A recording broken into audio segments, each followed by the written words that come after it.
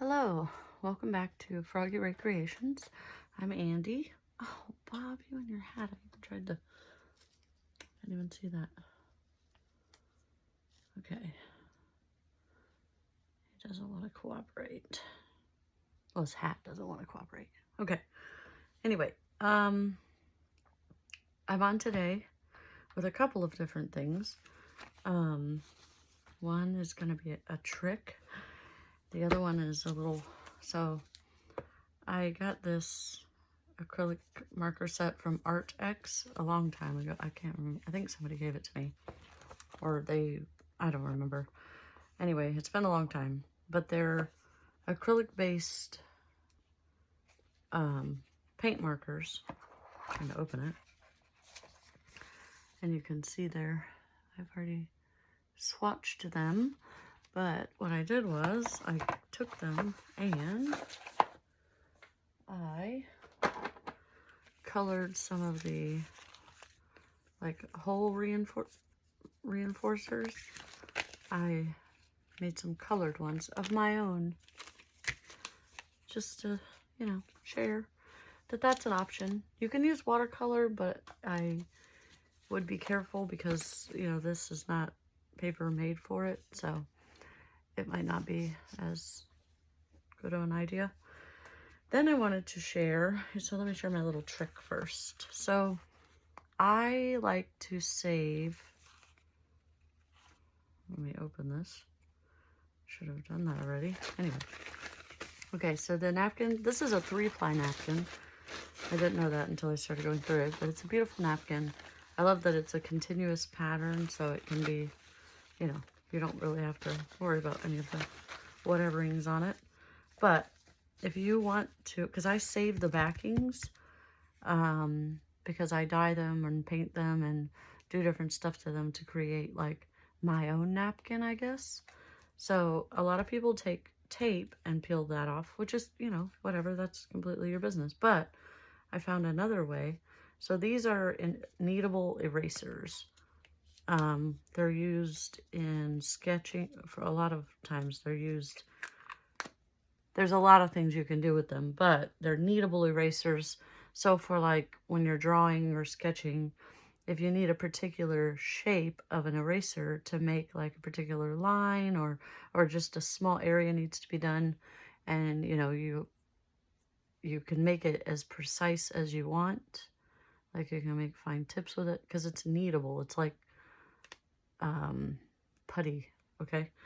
Anyway, so I warm it up, get it a little warm-ish, and then I take it on the corner and you can peel back that first layer and now it's completely intact. And you can save it for later. Isn't that awesome? And then again, I warm it up because it's a little more sticky. It's a little more tacky when you do that. I've seen people use these also for, this one's a little trickier to get off. I've had to do a couple of things with it. You kind of have to mash down and then kind of give a little tug towards, like, you know, pull it away from, or pull it side to side so that it kind of peels. This layer is a little trickier to get off, so you gotta be a little gentle. I try to be a little gentle for the most part, and then once I get it going, I'm like, let's go. But another cool thing that you can do with a kneadable eraser is if you're out and about in town, like I've seen crafty travelers, that they want to take like an impression of some cool thing they've found, like some stamped image on a, you know, metal pole or something. They take that kneadable eraser in the full entirety of its size and they smush it against that, and then you stamp that and stamp the image onto your, onto your sketchbook or whatever you bring with you to do that with. And I thought that was a cool use for kneadable erasers also. This is also not a video about kneadable erasers. This is just how I like how it kind of keeps a little bit of the pattern on the second ply. But that's just how I save the napkin so that I can make more napkins out of the backings. I know a lot of people, you know, they do whatever they do with them, which is their business. But I'm like, oh, that's such a good piece of ephemera. You know, it's basically this, it's just blank. And so it's like a blank canvas. You can do whatever you want with it, which is kind of cool. Anyway, so that's that trick. Kneadable eraser, napkin, no tearing. I keep it in an egg so that it doesn't get dusty or crusty or whatever. And then I keep this in a drawer in my desk because I use a lot. I've got, I don't know if you can tell, but I've got a few of them mashed together in here. And yes, they're all different brands and whatever have yous, but that's fine. They all do their own thing. Anyway, so there's that. The other thing I wanted to show was how I create this is a 2 1/4 by 3 inch miniature. I got this idea from Janie from the Crafting Bookworm. She called it a folio flip journal. And so I was like, I want to make one, but I'm a miniature maker. I want to do the big journal, and I'm going to do one. I'm going to work on a circus one, I think, first. I'm just still collecting kind of the bits of what I want to do with it, and then, you know, what I want to do with it. So just working on that. It's either that or a Halloween one, but those are the two that I'm going to work on in bigger size. Excuse me. But this one is a small little one. Like I said, it's 2 1/4 by 3 inch. And it's a folio flip, so it opens this way, and it's got the little signatures, and then it opens again, and some more little signatures. And I kind of made the match where, like, you know, the two up here this way are the same. Then you turn it over, and now this is like the front cover of the back, and there's more another signature in here with a different little inside. So I'm in the process of slowly doing things to this, but I haven't really done much except add the signatures and kind of do the pages up. This is like my trial one because I really didn't know how or what I was going to do to it. And so it was my test to try the pamphlet stitch and all the whatever have yous, and to get used to the idea of, you know, using the book pages. And I don't know. It was fun though. And I'm going to continue to work on this one. I just love it. I love it because of its size, mainly. But then, so I have that one. I mean, I can't even remember. I wish I would have dated it. I made it a long time ago. I think it was right around when I first met Janie on her channel, which was either 2023 or 24. It was like right after that I made that. Then I decided that I wanted to do an ATC sized junk journal. So it's 2 1/2 by 3 1/2. And this is just the outside of it. I haven't put any guts in it yet. But it's like a circus kind of thing. This is where I got like the idea. It's the circus paper and different stuff. It's eclectic. I just started putting all kinds of random things together. But this is like it's like a double little pocket thing. You got the big pocket back here and then a little partial pocket there. And then this is not any kind of pocket stuff. And then back here, there's another little pocket. And then I made like this little, at the time, this was before Twinchies. So I just made like this little, I don't know, it's 3/4 by, or, yeah, probably like 1.5 inches by 1.5 inches or so. We can check it. Yeah, 1.5 inches-ish by, yeah, I was pretty dead on. All right, 1.5 inches by 1.5 inches. Anyway, so that's that's that little doohickey. And so this is still, again, like I said, a work in progress. Around the same time, I don't know, a couple years ago, that I decided to try these out and give them a go. Because the big ones are always just more, the smaller ones feel simple to me because you don't have to decorate the page as much, whereas I feel like the big ones, they're kind of intimidating to me because it's like big paintings. I don't like to create such a massive painting. I like to create the little tiny ones. I'm trying to branch out and get into the bigger ones.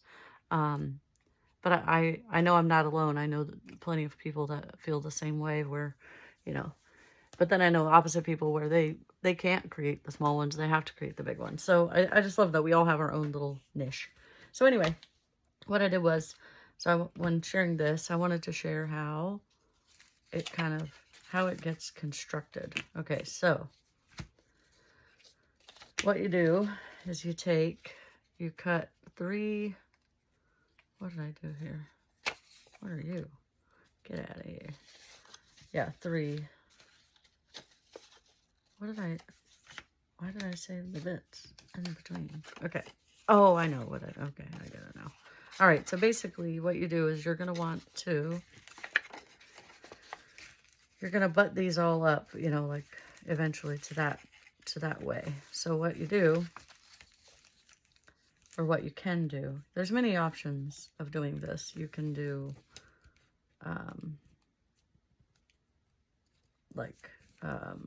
what's that? It's like paper tape that you wet it and you lay it across here, masking tape, you know, whatever you want to do. I myself do the masking tape, typically, but what I'm going to do is kind of like what Janie did, and I'm going to just reinforce it with, I think I cut that almost near to perfectly, and that is insane to me. Okay, I'm going to do a paper reinforcement this time. On this, oh, Jesus. Oh, maybe I can use you as a little pin holder for now. Ha! I don't want to lose the stainless steel pin. All right, I need to get me a little pin holder. Or make one. I could make myself one, I suppose. And I know it probably looks like I'm using a lot of glue, but it's just because it's...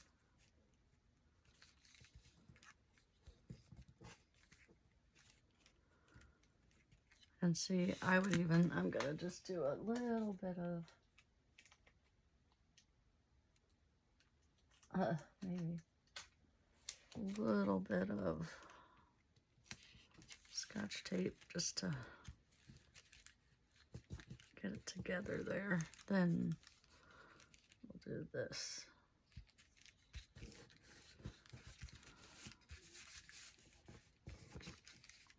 Get that to hold. And then we're going to do the same for this side. That's why I saved these bits, I remembered. Because I've been working on trying to do a video of this for quite some time, and I don't know. It just didn't feel like the right time or whatever. I didn't want to, or other things were happening. I still have like 9 million things that I'm trying to get finished.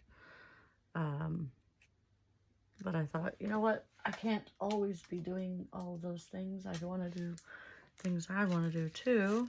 Like, or, you know, just random creations. So that's what I'm doing. And that's okay.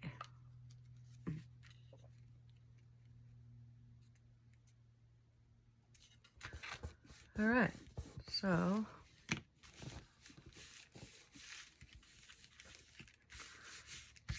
that shouldn't take too long to dry, but once that dries, we'll come back to it. So what I did was I did one pre-done. This one, oh, I made this one too big. This is going to be really huge. I meant to do 2 together, not 3. Wow, I'm silly. Okay, yeah, this was made like with this. So, yeah, that's insane. But here's where you can see I used the masking tape, which is a little off kilter here.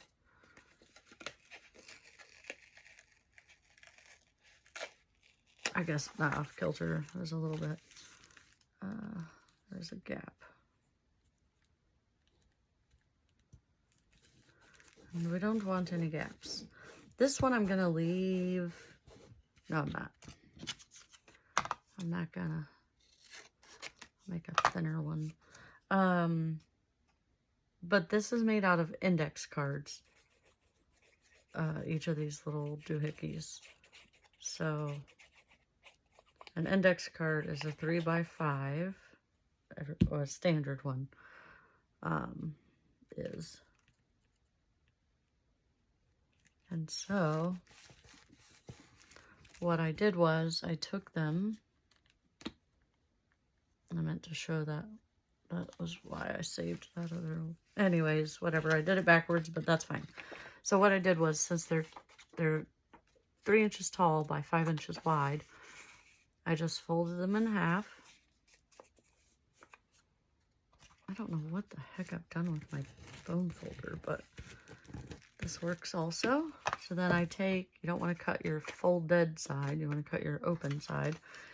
Just if anybody was like following along, I don't want anybody to be like, oh no, I cut the wrong thing.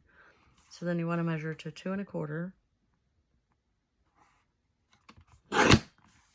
And you do that to your other one, and that's how you get that size. It is that size, it's just bent and bowing because of all the signatures and stuff inside.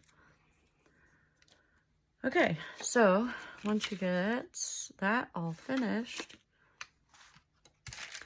then you want to come in and do your bend here.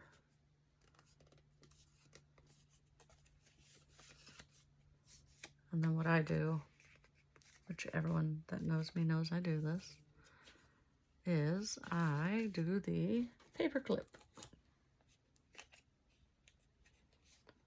And then I just let it dry like that for, I don't know, ever, as long as you want. Trying to find a tiny one. Oh, that's not gonna happen. Okay, fine. And then you just let that dry like that. I wouldn't suggest putting your ends to it because if there's any glue seepage, then it will just seal it shut. And then you let that sit, and then eventually you start decorating. You put in your little signatures and stuff in, and oops, got my signature in there. And then you can start adding all your little pockets and whatever have yous or knots. I mean, you can even give this to someone and let them decorate the pockets however they want to. Pockets or pages, but I just thought it was super cute, the size and everything, so I just wanted to share. I tried to stay as coordinated as possible, but you know, it doesn't always work out. But I think it looks pretty good. Let me know what you think. Did I do a good job?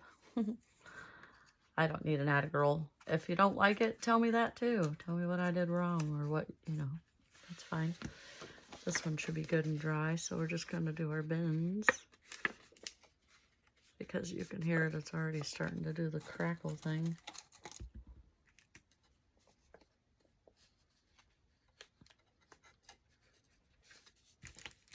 Yeah, Janie makes hers, you know, normal size. And I thought, I wonder how it would look if it was a baby size. And I am not displeased. I am with this crease, but that's not the...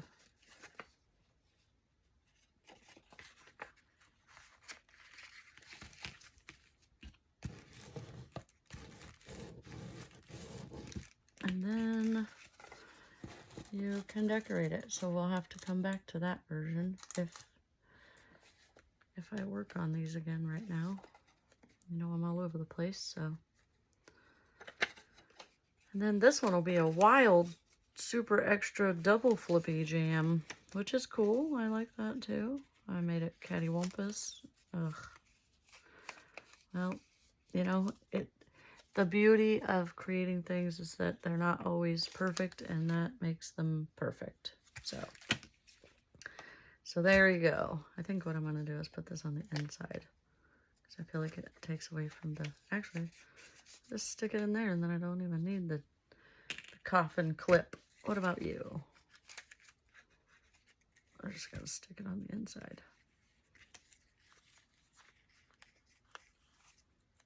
This is just my tester one anyways. I wouldn't send this to anyone. I'm going to keep working on it myself until I figure out exactly how I like it, and then I'll start making them, because I'm a little bit of a perfectionist, and stuff like this bothers me to send to people, and I did too much of the inking in places. Anyways, I could go on all day about, you know, we are our own worst critics. So those are my 2 journals, baby, and then ATC size, standard artist trading card size. All right. Thank you so much for watching. I hope you enjoyed all of my little random tricks and tips and whatevers. I guess it's, what are you doing Wednesday? You know, this is what I'm doing. I'm actually in the process of making some things for a couple of people, and just working on it slowly but surely. All right. Well, I'm going to love you and leave you, and I hope you have a great day. All right. Bye.